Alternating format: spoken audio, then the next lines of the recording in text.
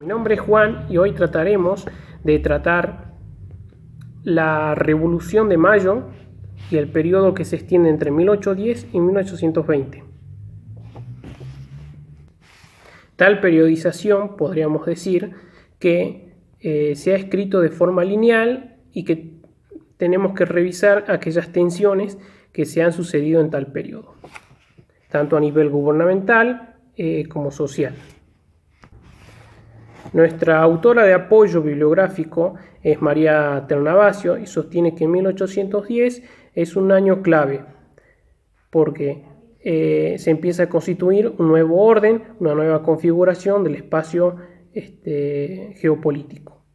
Tenemos en España una crisis monárquica y en el Virreinato de Río de la Plata se empiezan a formar juntas para asumir en respuesta a un vacío de poder.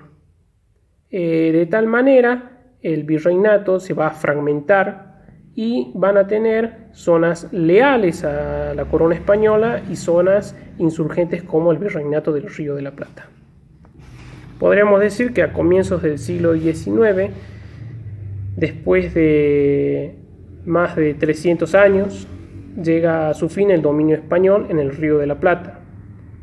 Marcamos que dos hechos fueron determinantes para que eso ocurriera, para debilitar el poder de España en las colonias americanas. En 1806 y 1807 tropas inglesas intentan conquistar la ciudad de Buenos Aires. Poco después, en 1808, los ejércitos de Francia invaden el territorio español de la península y toman capturado a Fernando VII. Por ende, se genera un vacío de poder. Por eso, un grupo de criollos de Buenos Aires, que buscaba terminar con el dominio español, organizó una revolución que el 25 de mayo de 1810 originó la formación de nuestro primer gobierno patrio y la primera junta de gobierno. Este primer gobierno patrio se podría decir que no tenía mucha experiencia en cuanto al marco jurídico, por lo que tuvo varios vaivenes entre buscar su lugar en el virreinato, aprovechar su espacio geográfico, mostrar faccionismo como saavedristas y morenistas.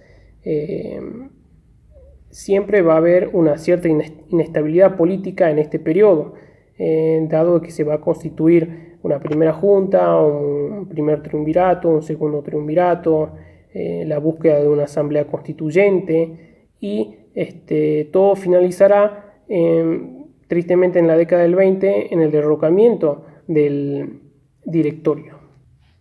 Por lo que luego de la Revolución de Mayo, los criollos sí o sí deberán recorrer a un largo camino, plagado de dificultades, que culmina con la declaración de la independencia el 9 de julio de 1816. Por un lado debieron librar una larga guerra contra los españoles que no estaban dispuestos a resignar su dominio sobre América. Los mismos vencen a Napoleón e intentarán retomar sus colonias y sus dominios. Claramente para la historia fueron años de durísima lucha que tuvieron efectos devastadores sobre los territorios del ex virreinato. Por otro lado, fue necesario superar también profundas diferencias, por ejemplo los faccionismos que ya hemos nombrado, entre saavedristas, morenistas, que discutían los rumbos y formas de gobiernos a constituir, y que existían entre los mismos criollos, sobre cuándo declarar la independencia y cómo organizar esta nueva identidad. Para concluir, nos gustaría sostener que el fin de la larga guerra por la independencia no trajo paz a las Provincias Unidas. Por el contrario, durante la década de 1820, las diferencias internas entre las provincias despertó tensiones muy fuertes sobre la forma de cómo organizar y gobernar la nación, recientemente independizada. Se profundizaron y se provocaron focos de resistencias armados que duraron muchos años.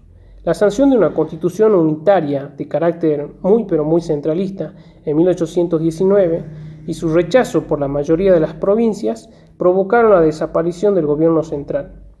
El directorio en Cepeda se enfrenta a otras posturas y termina por su derrocamiento.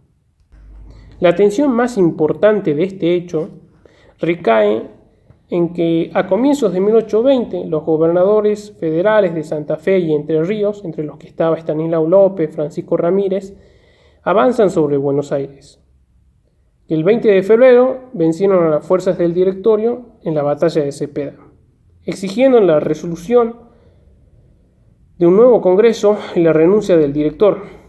A partir de ese momento el país dejó de tener un gobierno central y cada provincia asumió su propio gobierno. Algo positivo es que el camino hacia la autonomía provincial quedó sin ningún tipo de obstáculo, pero nos quedamos sin un gobierno central, por lo que se necesita nuevamente reconstruirlo.